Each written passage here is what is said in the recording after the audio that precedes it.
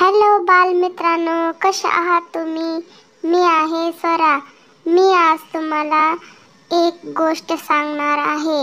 ऐका हं तुम्ही. खूप छान आहे. या कथेचा नायक एका गावात राहणारा तरुण मेंढपाळ मुलगा आहे. तो मुलगा रोज आपल्या मेंढ्यांचा कळप घेऊन जवळच्या टेकडीवर चरायला जात असे.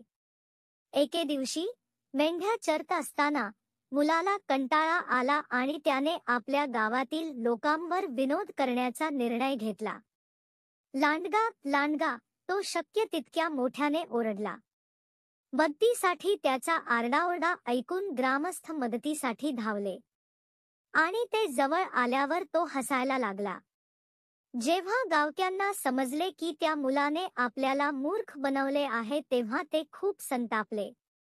त्याला पुन्हा प्रश्न खेळण्याचा इशारा देऊन ते परतले. मात्र या मुलाने काही दिवसांनंतर पुन्हा कुरघोडी केली. यावेळीही गावक्यांनी मुलाला गावात परतण्यापूर्वी सावध केले.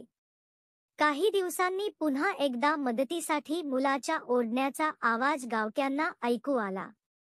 आणि यावेळी ते वास्तविक होते.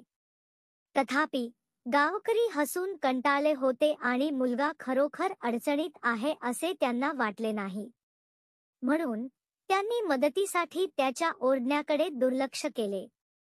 आणि लांडग्याने त्याच्या सर्व मेंढ्या मारल्या आणि खाल्ल्या. मुलांसाठी कथेची नैतिकता: लोक खोटे बोलतात तरीही त्यांच्यावर विश्वास ठेवत नाहीत.